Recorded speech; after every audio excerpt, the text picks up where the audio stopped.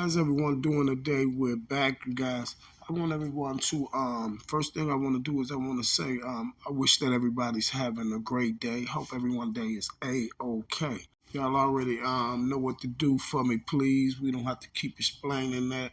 But everybody, we're gonna talk about this Keefe D and Tupac situation. We all know that they has this confession that Keefe D made in 2009, right? They have a confession that Keefe D allegedly made in 2009. So we're going to talk about all those things and even a few things that a lot of people probably didn't know about the Tupac situation. And it's not really this information is not really out there like that.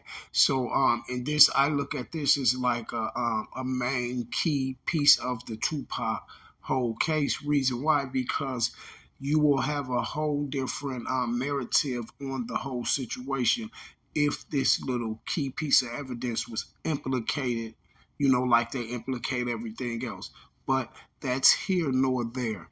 You have Keefe D, you guys. Keefe D, who last month went viral for doing the unthinkable.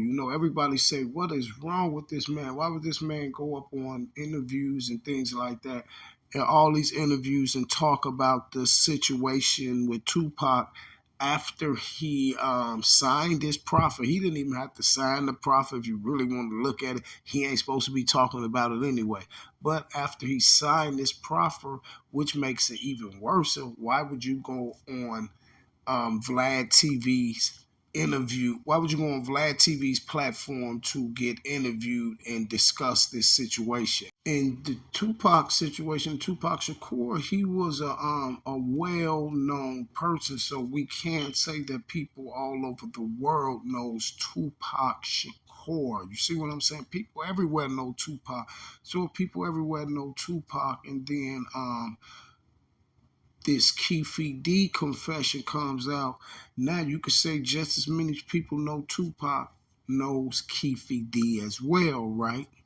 Now, me, myself, personally, I said what everybody said and every other blogger, and they ain't got to be bloggers, what every person said once they heard about this situation about Keefe D and him going on Vlad and them and talk about it and all this, and then the confession come out. What was even more odd is you go on Vlad TV first, and then you went to these other podcasters and interviewers, and they interviewed about 3 or 4 more, interviewed you again, but you did the first one and you did 2 with Vlad. I don't know if they was back to back first 2 before you did the other ones, but I know you did 2 with Vlad.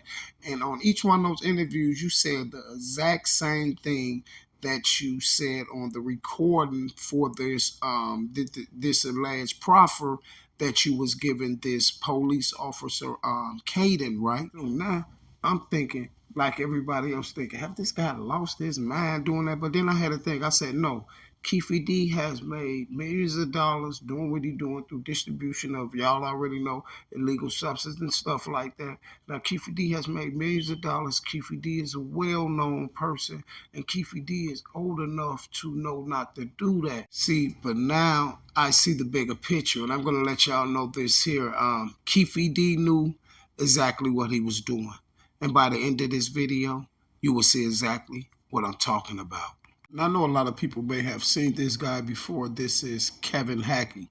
He's a former Compton police officer. And he was also the partner of Reggie Wright Jr. You know Reggie Wright Jr. that we be seeing on YouTube and all this, telling all these fantastic tales. And Reggie Wright's father was the chief of the gang task force. Now, okay, you guys, so this is how everything started to unfold. You have this is how all the pieces of the puzzle go together. You have this guy right here, Mr. Reggie Wright Jr., right? That so-called his intelligence, brilliant state of thinking got him to unfold the plot that was allegedly going to go down on Mr. Suge Knight. It was supposed to be allegedly some more bloods. It was supposed to be some bloods that was going to allegedly supposed to be kidnapping Mr. Suge Knight for ransom money, and Mr. Reggie Wright and them got in touch with Mr. Knight and let Mr. Knight know that the play was going down. Mr. Knight was allegedly impressed, so what he did was he hired Mr. Reggie Wright that day to be his security and have other more cops to come do security as well. Russell Poole. This is why Russell Poole was showing you David Mack and all them other police with their red outfits on, and they was partying with Suge them because they were the security. They ran the security. So to make a long story short, Mr. Suge Knight let Reggie Wright be the head of security, and Reggie Wright was the head of security, so he hired the security people and all that. That was his company. He made the company the same day when he gave Suge the information, the same day or the next day or something like that. Matter of fact, when they told Suge about it, Suge got aware of it. He gave Reggie Wright $100,000 to start Right Way Security. And this is how Reggie Wright was the head of security for Death Row Records. Now, this is Kevin Gates. He's a Rampart cop. He's from the Rampart Division. If you don't know nothing about the Rampart Division in California, just go check it out. But this is Kevin Gates. He's from the Rampart Division. And he also was dating Suge Knight ex-wife. I think her name is Sharika Knight or something like that. Now pay attention. Now Sharika, the ex-wife, was also a manager at Death Row. And guess whose manager she was? She was Snoop Dogg's manager. You feel me? I'm gonna need you to keep up with this so you can see what I'm saying. She was Snoop Dogg's manager as well. It's also alleged, you guys, that Suge wind up catching wind of the relationship that this guy and his ex-wife was having. And Suge allegedly took this guy to the desert and made him strip down.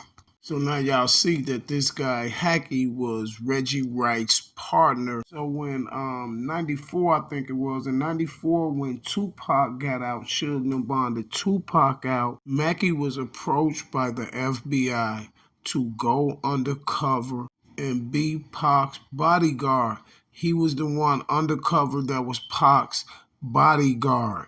And for people who don't know, go do your research. This guy Hackey was one of the first undercovers that they put on rappers. He was the first one that they experimented with it. They call it a what they call it. They call it something like a it's an informant, like a DEA operative, but they call it something in civilian. They call him a civilian informant. And this was the first guy that they ever used for that. So the feds approached him. They wanted him to be Tupac's bodyguard, an undercover informant, because they was trying to collect information on Suge Knight and Death Row. I have another part to this, another part too, that you're going to see why that they was trying to get Suge out the way and Death Row. But it was to collect information against Death Row because it was a major, major deal that was going to go down that can affect the whole way that the music industry move. And we'll get into that in another video. See, the play was on Suge as well. And for everyone who don't know, you remember Pac was out on bond on the case that Suge and that lawyer Kenner got him out on. He was out on bond, right? Do you know that they called Pac in for a court date and they violated Tupac's bond condition because he didn't allegedly complete community service. This is why his bond, they gave him a bond violation. Y'all, they violated his bond, was going to take him back to jail over community service, right? So the lawyers, the DA, the judge, and all of them came up with an ultimatum for Pac so he wouldn't have to go back to jail.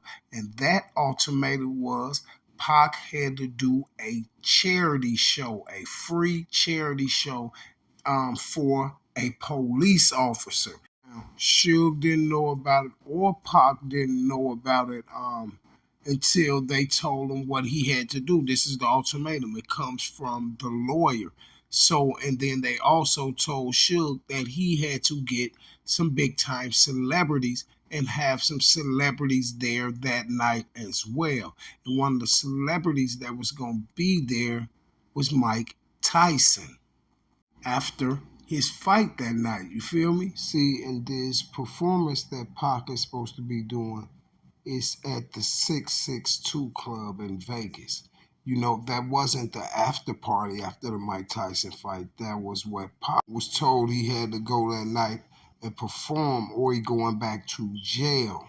This is why you kept hearing Keefe D and all of them talking about, oh yeah, the 662 Club. Everybody knew him. Everybody who said something said something about that 662 Club that night. So 2 weeks before September 7th of 1996, Pop was contacted by the feds. That's what I meant to say. Pop was contacted by the feds and told that he would go to jail for community service unless he performs at the 662 Club for a charity event for a Metro officer.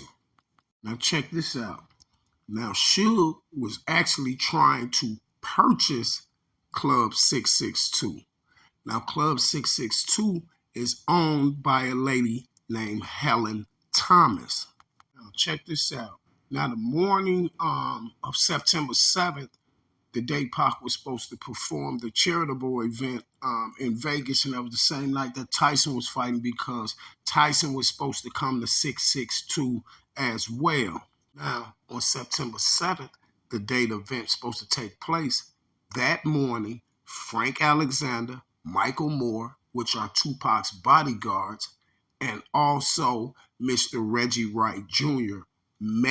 went to the house and met with the lawyer of the lady who owns Club 662, right? Now, Reggie Wright Jr., the former Compton cop, he wanted his partner there too, his partner Hackey. But Hackey was informed that he can't go. Now, this guy, Kevin Hackey, has one of Tupac's security, not Michael Moore, the other Alexander dude. He has Alexander's radio, right? Now, this radio shuts down all the communication for the security team. It shuts down the communication basically for Pac's to security because dude has the radio. The hacky guy has the radio. You know, Reggie Wright partner, the one Reggie was trying to get to come down to Vegas and work that day, but they told him, they told Reggie that Hackey cannot come down there. He can't work that day. But Hackey has the radio, basically shutting off all communication between the security. You see what I'm saying? The security team. See, now in federal documents, it say that that Snoop Dogg didn't attend that night, right? Now pay attention, right? But guess who did attend? Kevin Gates. Remember the other police officer that I told you? The police that was messing with Suge's ex-wife, right? Now check this out. He was in Vegas 2 days before September 7th, which will be the 5th, and 2 days prior to September 7th, which will be the 9th.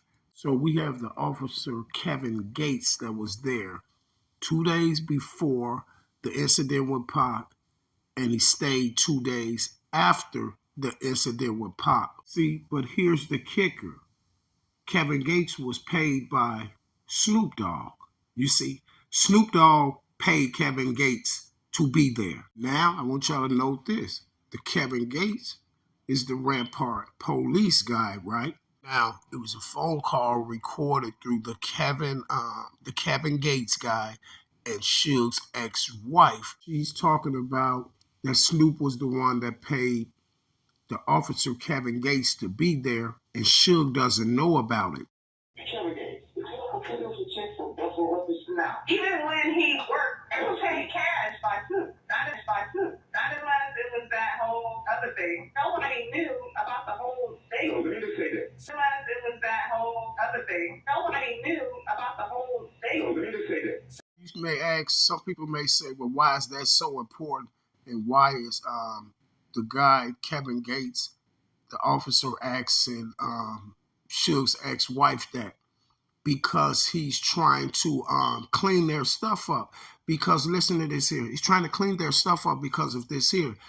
If they can prove that it was checks written out to this guy, this police officer Kevin Gates from the Rampart place, that's the paper trail. You see what I'm saying? That's the paper trail. That's why she said no. We always pay. He asked her, did you ever pay dude in any checks, the Kevin Gates guy? She said, no, we always paid him cash. Snoop always paid him cash. She said, except for that thing in Vegas that no one knows about. The thing in Vegas, see, Suge didn't know about it. You got to understand, Suge's ex-wife is Tupac's manager. She's a manager at Death Row, and she's also having an affair with dealing with the cop, Kevin Gates from Rampart. Now, you remember Tupac 2 Security I was telling you about, the Michael Moore and the Alexander guy, right? Frank Alexander or something like that. Now, you remember when I told y'all that that Reggie Wright Jr., Frank Alexander, and Michael Moore went to the house of the attorney for the Club 662 that morning, right? Now, what was discussed at the attorney's house was this here, that none of the security, Michael Moore, Michael Moore, Keefe Alexander, whatever I said. Now, security for Tupac that night was supposed to have guns on them. Everyone that was on Pac security that night was told not to have weapons on them. And they all have went on record and discussed this. So let's listen to it. We were all told not to carry any weapons. We were told to leave our guns in our car. And that was even confirmed, you guys, by Suge Knight. This is what I'm telling you. Suge didn't even know the play that was going down. His ex-wife, Reggie Wright, Kevin Gates. For those who don't know, the officer name is Kevin Gates, the one from the Rampart place. So it was the Kevin Gates, Reggie Wright, Keefe D, Mr. Zip, Snoop Dogg, and a few more people that was in on the play. Well, let's hear what Mr. Suge Knight had to say about it.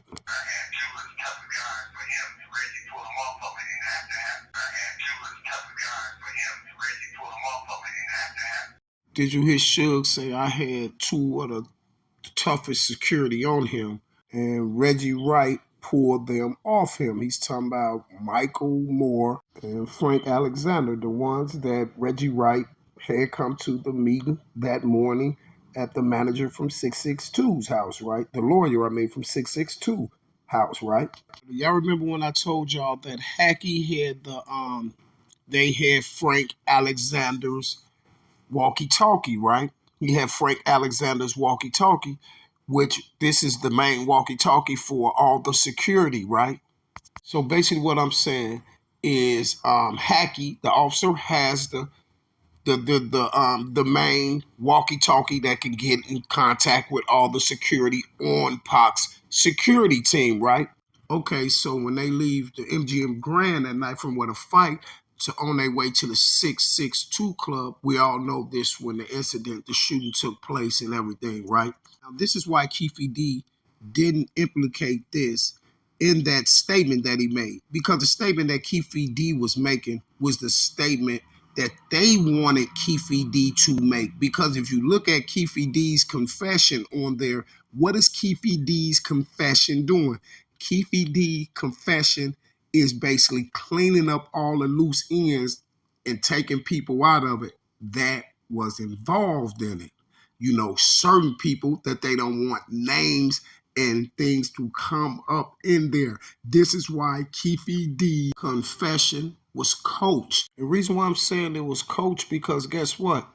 It happened just the way Keefe D described it, but the only thing Keefe D left out was that Orlando Anderson was not the shooter. He was. And he also fabricated how they even seen Tupac. Remember, he said, we didn't notice, we was on our way home, and then we seen some girls yelling, Tupac, Tupac, and he was hanging all out the window and stuff like that. So we busted a U-turn and all that.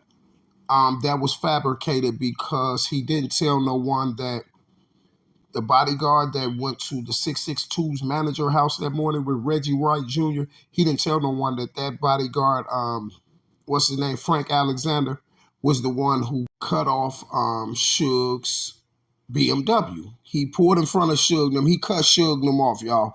Frank Alexander cut Suge them off in the BMW. Frank Alexander is one of Pac's security, but guess what? Who has Frank Alexander walkie-talkie? Hackey, the other Compton, the former Compton police. Now, on a phone call that Suge made for jail, Suge confirmed that. Let's hear it.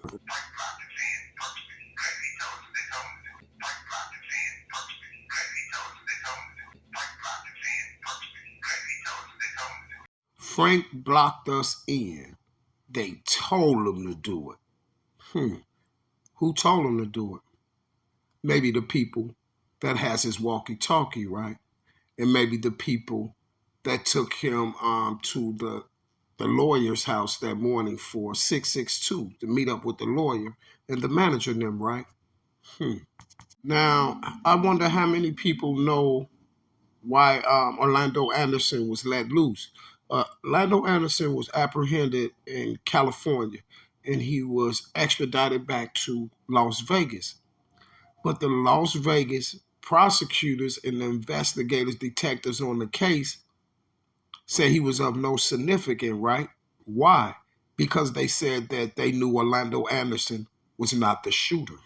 See, that's the reason Orlando Anderson never got charged with it, because Las Vegas investigators and all them said that he was of no significance because they believe he's not the shooter. And that's exactly why he was let go from Vegas. See, but if you didn't know, Suge also did an interview from jail. And guess what Suge say? That Orlando Anderson, Baby Lane, was not the shooter. What did Suge say? Suge say, I looked the shooter dead in his face, and I know who he is. But what did Keefe D say?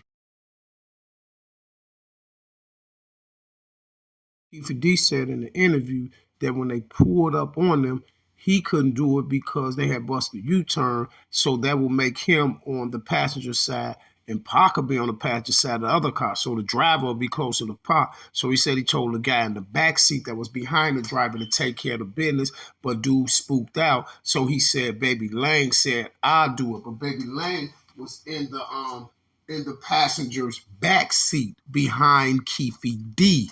He was in the back seat behind Keefe D. Now, every time Keefe D said something about this confession or any interview or anything, he gave the same story. He always said that I looked Suge straight in the face. And he was asked, do Suge know who he is? He said, yeah, we've been knowing each other since we was 8 years old. Now check this out.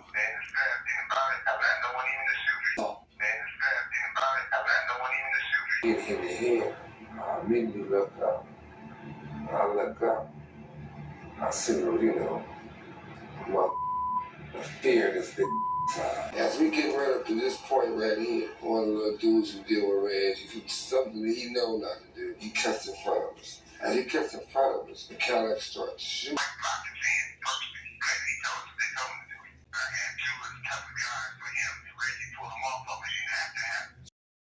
Now you have another officer by the name of James Green, and that officer was assigned the duty to take Tupac ashes back to California. You see, and now note what I'm telling you. These Mr. Green, Mr. Reggie Wright, Mr. Kevin Gates, all of these former officers, they're from California. Note that the incident happened in Vegas. Now let's get into the Keefe D situation and this alleged proffer that he made. A proffer agreement is not immunity. People get this confused. There's no immunity in a proffer agreement. All a proffer agreement is that information that you provide that is self-incriminating cannot be used against you. It's like, it's a constitutional right against self-incrimination. So we offer this certain times, during law enforcement investigations. We'll say, listen, if you'll sit down and answer our questions and be honest about um,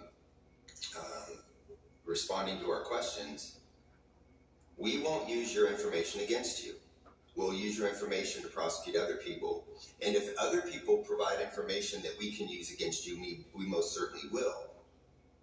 We just won't use your own self-incriminating statements against you. That's a proffer agreement. Immunity is different. Immunity means you can't prosecute them. A proffer session means we can't use your statements, but we can still prosecute you if we get other information. Now at 10:30, after nearly 30 years, new developments tonight in the unsolved murder of rapper Tupac Shakur. A new twist tonight in the decades-old murder mystery. Las Vegas police serving a search warrant this week in connection with a rap star's shooting. Now, in 2009, you guys, Keefe D was allegedly arrested on major drug charges. Now, when Keefe D got arrested, now everything goes into play because Keefe D made a major mistake by getting arrested. So now when Keefe D gets arrested on these drugs, and the deal was for Keefe D to give this proffer, right?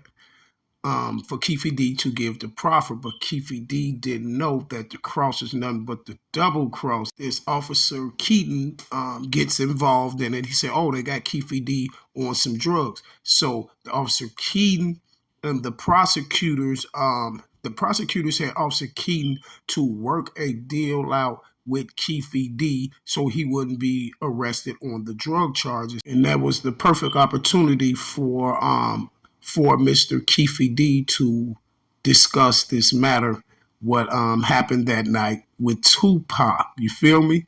It's the right time for Keefe D to discuss this matter because they need the recording, because the recording is going to come in handy at the end on the double cross. Now let's listen to Keefe D's little proffer in the recording that they got from him, so you can get a better insight on what I'm talking about. In Keefe D's situation, he had a lot to gain because he was looking at trying to mitigate these drug charges that we built against him. The drug charges that they built against him. See, they had to build some charges or something on Keefe D to get him back in so they can get this proffer recording. You see? So that tells us right there that it wasn't just a random stop where Keefe D just randomly got caught with narcotics and stuff, and then he was like, "Oh, I want to get out of jail, hurry up, so I'm gonna make a proffer." No, the same police that's Hayden, that's the one that got the recording, Caden and all that. You just heard them tell you, why is the proffer recording so important? Because, like I told you, in the proffer, see, they knows what's going on. If you listen to the proffer, it's like, that's why I say it's like he's getting coached, because the proffer is so important because the proffer is eliminating main people. You see what I'm saying? It's eliminating them and just making it seem like Mr. Keefe D them just rolled up and everything just happened. You see what I'm saying? Just happened. No, these things was put together and orchestrated. So him and his attorney and the U.S. attorney all agreed to do this proffer agreement. We went to eat. We was eating. And they came and said, "You was beat up, man." We was at a hotel, yeah, and the rest of the MGM and the restaurant. It was a few New Yorkers, though. We went to, like, "Man, y'all need some help." We got this. That's the case there? You guys aren't out in Vegas with that intention. That's not why you're You guys are not in Vegas with that intention, right? No. But what it does is it implicates Keefe D, like all Keefe D and his people. You see, this is what I mean when I say to clear certain people name out the whole situation and make it seem like it was just all Keefe D them idea. Because when he say, no, we wasn't out there with that intention, then that says that the 662 meeting at the house with the lawyer, that eliminates that. That eliminates that it was a whole planned thing, that it was planned and orchestrated. That eliminates them former, you know what I'm saying, from Los Angeles, you feel me? We've been going to the fight since that day, in the 80s. So y'all geared up to go to Vegas. Y'all was going anyway. Not even knowing who else was going to be down there.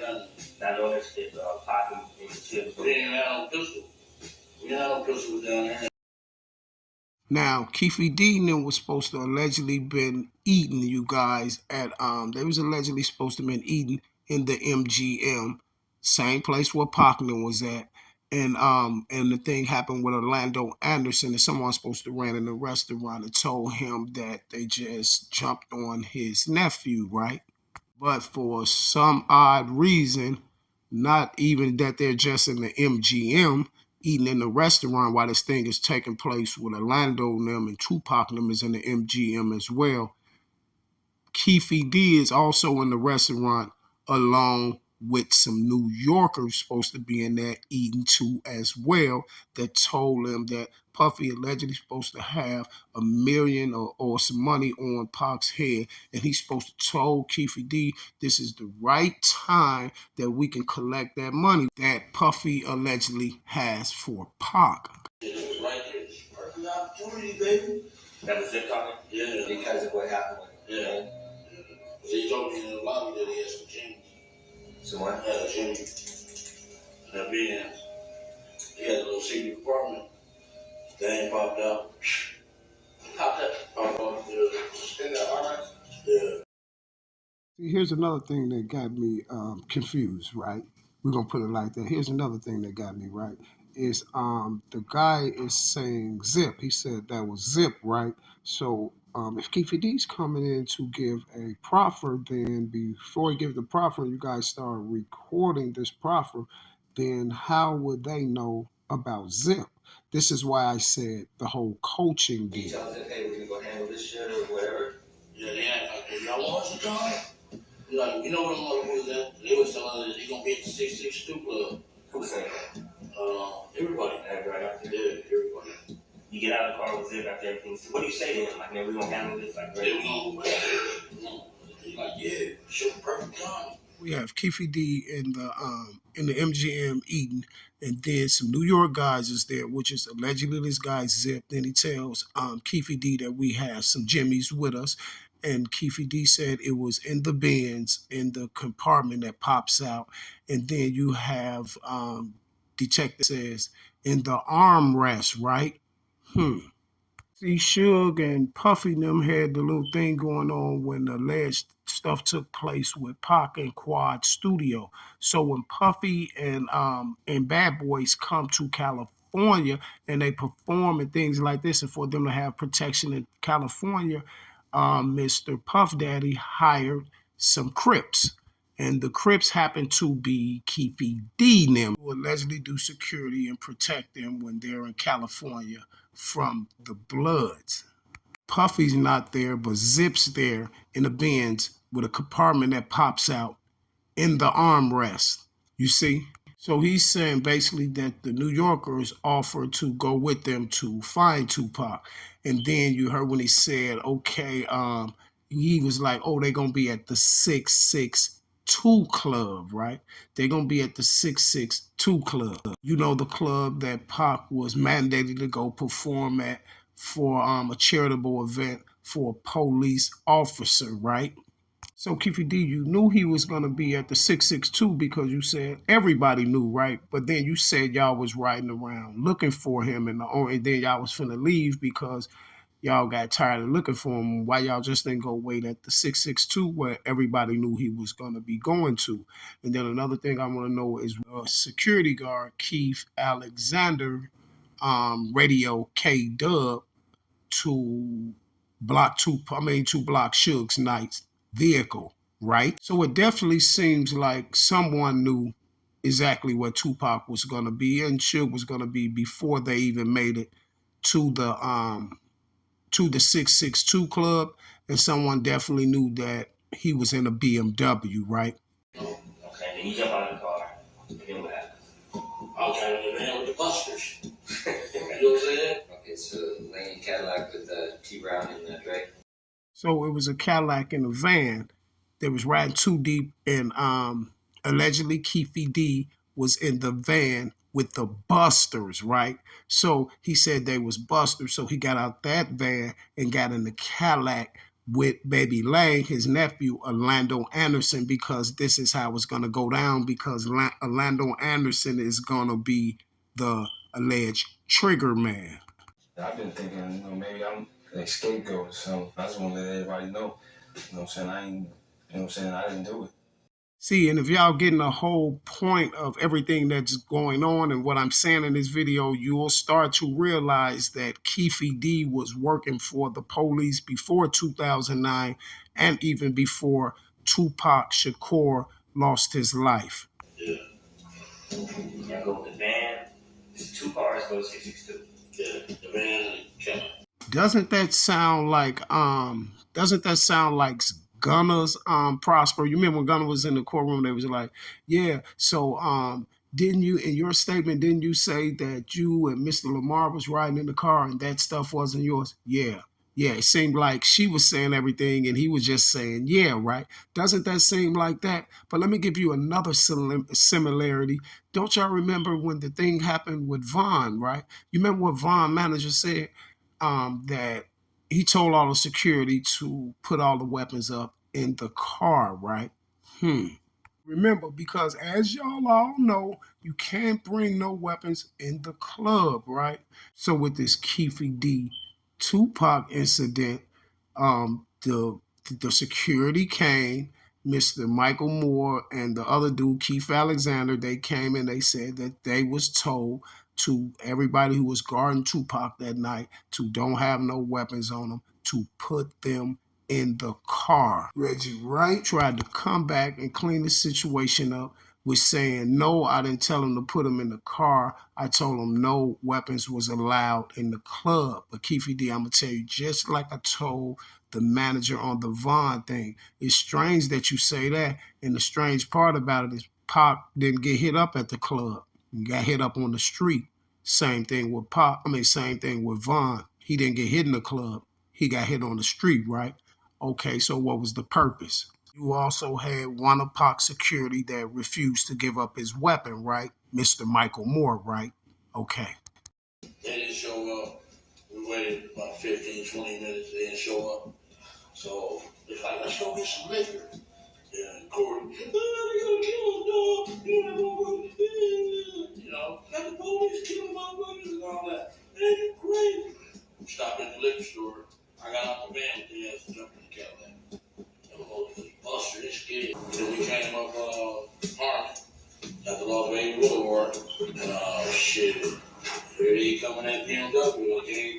You remember when I told y'all that Hanky, the officer that they told was that couldn't come down there at Reggie Wright's party, that he was trying to get to come down there for a day to get him approved, but they said no, he can't come that day, right? Remember I told y'all he had the walkie-talkie, right? Main walkie-talkie for Pac's security, right? Now check this out. Do y'all remember seeing when Keefe D was giving the interviews, right? What did Keefe D say? Keefe D said, man, we had walkie-talkies and everything. We was communicating like that, right? Then Keefe D also mentioned that they didn't even know what car or nothing that Tupac was in, right? And then you just hear him right there. Oh, there they go in that BMW with a gang of cars following behind him. Oh, there he goes in that BMW with a gang of cars behind him. And that's when it was said to go and block Suge off. And this is what Suge was talking about was, dude just blocked us off out of nowhere, and he know better. He was like one of Reggie little guys, which is a guy by the name of K Dub. Now note this, you guys, this is all in the same prosper and all the same recording. So how would he contradict himself like that? First, he just said, oh, there they go right there in the BMW with a gang of cars behind them. Now they evidently didn't know who they were, what car they was in. They searched every car. They looked in every car to see which one that Tupac was in. See, something doesn't go right, because how you gonna say, oh, there goes the BMW, and then say y'all basically didn't know what Tupac and Suge was driving, and y'all rode up on every car, looking in every car to see which one that they was in. Tupac. Like, there they go. Made the U-turn. We wasn't supposed to make this one U-turn. It was in a little lane. We just go up on the side and checked every car and see where they was. So what directed your attention to him was some girl shouting at Tupac? Tupac, he gave himself away. Otherwise, they would have got away. So you say some girls basically alerted them on Pac. This is what he's saying, and this is what Caden asked him as well. Now, what does that do? That eliminates the setup. You see what I'm saying? It eliminates that it was alleged setup. And it also eliminates the main characters. You feel me? It also puts all the blame on Mr. Keefe D. You see? See, Keefe D was used as the scapegoat for this. I thought they were gonna go on my side. You know, that's what I'm left when they got with him. You know, he pulled on their side. So you were fitting to blast if you had to, or you were just... Yeah, if we could have been on my side, I would have. I gave it to Dre, and Dre was like, oh no. Lane's like, dude, fuck, dude. So Orlando shot this right across Dre? He leaned over, and one of them go down the wheel, pop. So Orlando would have had to lean over the top of Dre, right? Yeah, he did. You say he looks over, he sees you, Yeah. he looks right at you. Yeah. Why do you think right now? The Cadillac is being driven by Terrence Brown. In the front passenger seat is Keefe D. Behind the driver is DeAndre Smith. And in the right rear passenger seat is Keefe's nephew, Orlando Anderson. See, Keefe D, you screwed up big time right there. Did y'all hear when they asked him, like, saying, so Baby Lane, Orlando Anderson, had to reach over the other guy to do that? You see, he stipulated that a couple times, and Keefe D like, yeah, because that's what kind of sealed Keefe D's faith right there. Then he asked him, did Suge see you? He said, yeah, we looked each other in the eyes. He said, I've been knowing him since we've been 8, you see? And what did Suge say? Orlando Anderson wasn't the shooter. Suge said the one. Suge said, I looked him straight in his eyes. Started saying some things, called him a few names because Suge was insinuating he knew exactly who the shooter was. Okay, so now they have what they want. They have the proffer. They have the recording of Keefe D. So now this is when the cross is nothing but the double cross. And this is when the play goes into play. Like I told y'all, because now they sit back and let it marinate for 4 years and then put the play together on Mr. Keefe D. See, that's why the proffer and the recording was so important, because after 4 years, they come around, and a lot of people don't know that Keefe D was told to go and do these interviews because this is how he recuperates money for doing things for certain people. So he was told that he has so many amount of interviews that he can do, and also a book. You see, and he was also told that the statements that he made in the proffer will never be used against him. You see, and this is why Mr. Keefe D was jumping up there freely doing those videos on Vlad and stuff like that. His first video was on Vlad TV. Now, as you understand where I'm going at. Then after that, followed more interviews, and then followed by the book.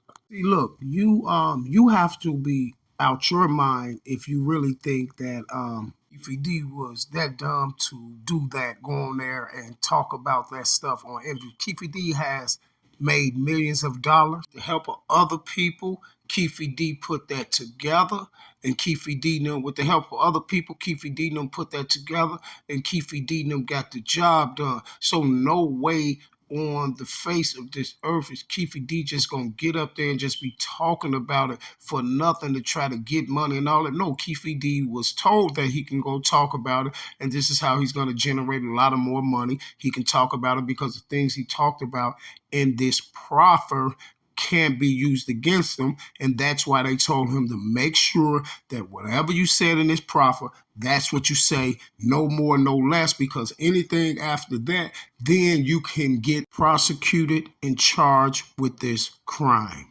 Now, I want to show you guys something else real quick. Out the window. He's hanging out the window like he was in parade. Tupac. Yeah, after the fight, that was all our plans. So everybody had come to the cafe and shit.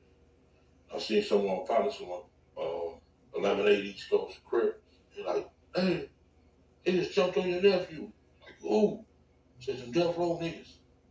Like, bullshit. They're like, yeah. So we ran in the lane beside the lobby.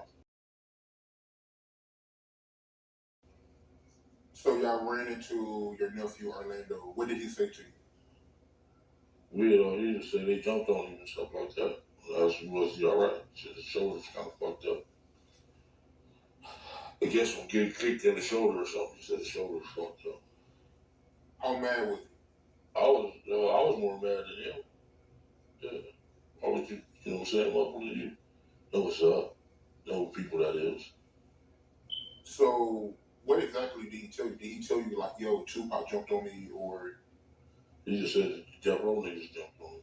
And the only injury he had was his shoulder. Yeah, shoulder was kind of fucked up. Okay, so You guys, I want y'all to pay attention to this. This is one of my strong points. You see what I'm saying? This is one of my strong points, and it helped me a lot in a lot of cases that I did on social media. This is one of my strong points, is reading body language and reading people. Now, I want y'all to know this. This is what I want y'all to look at. Every time this person that's interviewing him now asks him about the situation with the whole situation, right? But every time they get the key important parts of what happened with that incident, watch how nervous that Mr. Keefe D gets, because he's still trying to remember and keep the right story right intact so he don't say the wrong thing. And then he nervous too because he know that it's some foul play in between the whole thing. take me through that. You know, Orlando, he got jumped. What happened after that? So, we ran into the New York dudes. Them. They asked us, do we need some help? We like, nah, we good. And then, my little homie, we had some little homies out here selling work, kilos and shit. And they like, man, we know where them niggas gonna be. They gonna be at the 662 Club. They been advertising this all week. They gonna perform tonight. So we went up there. And my little homies, when we got the choppers, they was up there about an hour. We got tired and went on, let's go get high. Go buy some champagne bottles, Cristal and Don Perignon and shit. Stopped at the store and got that shit.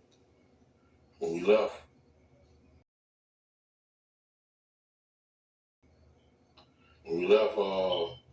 we was in 3 cars, matter of fact. And the other 2 cars missed the light. So we kept on going, heading towards the hotel. When we got to Flamingo, some dude was hanging out. He was like he was in a parade or something. Stupid ass, hanging out the window. Developments in the murder investigation of Tupac Shakur. We're now learning a home raided by Las Vegas police this week is tied to a man long known to detectives investigating the drive-by shooting. Police confiscated multiple computers and iPhone photographs and other items. Public records link the home to the wife of an uncle of Orlando Anderson. He was one of Shakur's known rivals and a suspect in the musician's death. The raid of the house, everyone was kind of confused, like saying things about the house, and people like, well, why would they be going to this house? Then you even have people say that, oh, they found a bullet in there from the weapon that allegedly took Tupac's life or whatever. Why would Keefe D keep that? No minds on the face of this earth is gonna keep no bullet from 30 years that allegedly something happened with Pac. No, the reason why they went in the house was to and get computers and all that stuff right there, to get all these computers and everything and make sure that it's nothing on there incriminating certain people. You see what I'm saying? Certain people that Keefe D has been talking to before before the Tupac incident. See, if you pay attention to the whole situation, Keefe D has been working for the police, because this is the only reason why Keefe D was able to pull the whole lick off like that, because he's been an informant way before the Tupac ordeal. They just happened to make him the scapegoat, because this is why they sat back and put that drug investigation on him. Dude, the same police that made him sign the proffer is the same police that built the drug case against him, you see?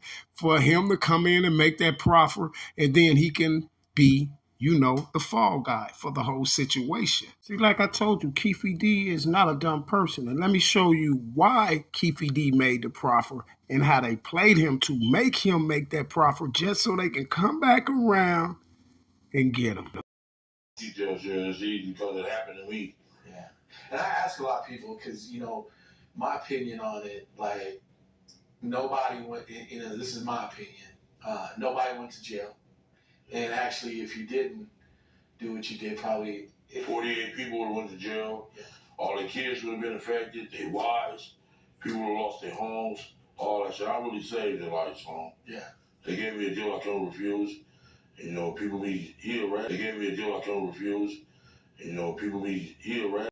Okay, there you have it. You see, it's just like I said. Keefe D said, I had to do it because 48 people, their houses, their children, everybody would have been affected because of that. You see what I'm saying? And this is why I'm saying, why did they need the proffer agreement so bad? Because they're the ones that started. The same people that got the proffer agreement is the ones that put the drug case on them. You see what I'm saying? So why did they need that proffer so bad?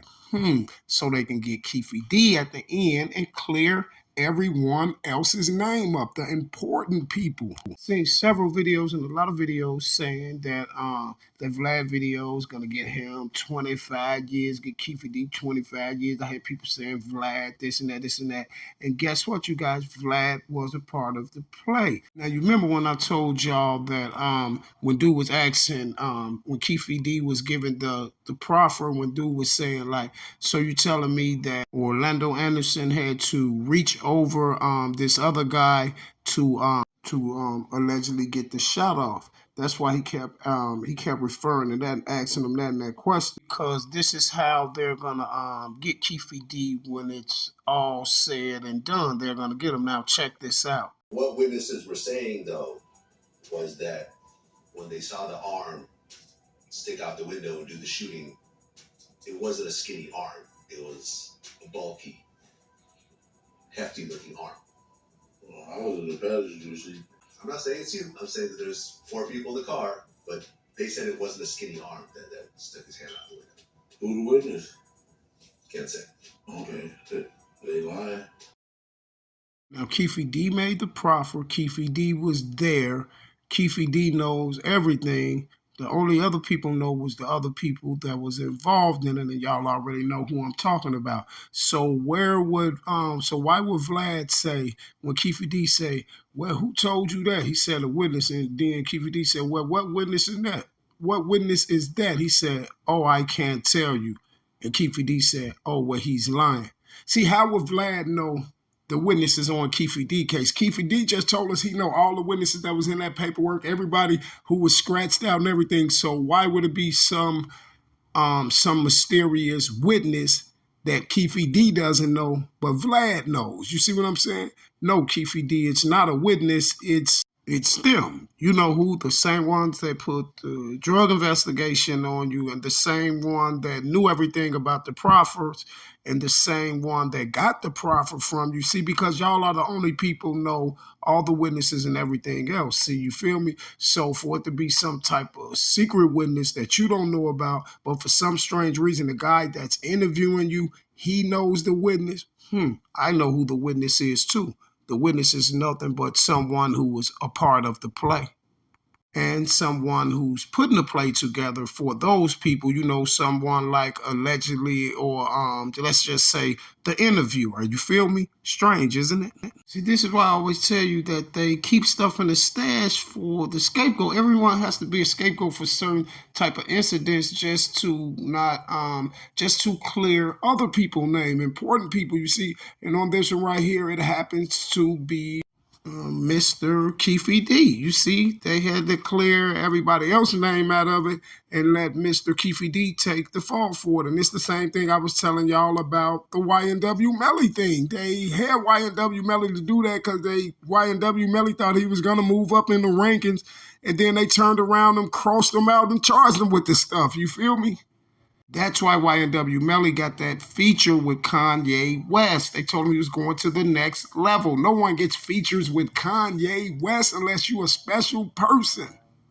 And this is why he said all the same stuff on every interview. Yeah, he was hanging out the window like this and like that. He did a U-turn and all that. So now, if we can look at it like this here, hey, so it can be proven. Everybody told the world that Orlando Anderson did it, but if it's proven to the world that Mr. Keefe D did it, and he was sitting up there fabricating the story and all of this stuff like that, then doesn't that make you think that Keefe D ain't telling y'all something else? See, Keefe D had been working with them police before the incident with Tupac Shakur. He had been working for him. This is why he had been working for him as an informant, and this is why he was strategically picked to do that job right there, and strategically put it on his nephew, Baby Lang, which is Orlando Anderson, who was took out the box 2 months after Tupac. So now if we got Tupac and Baby Lang out the way, hey, it's no one left but Keefe D, right?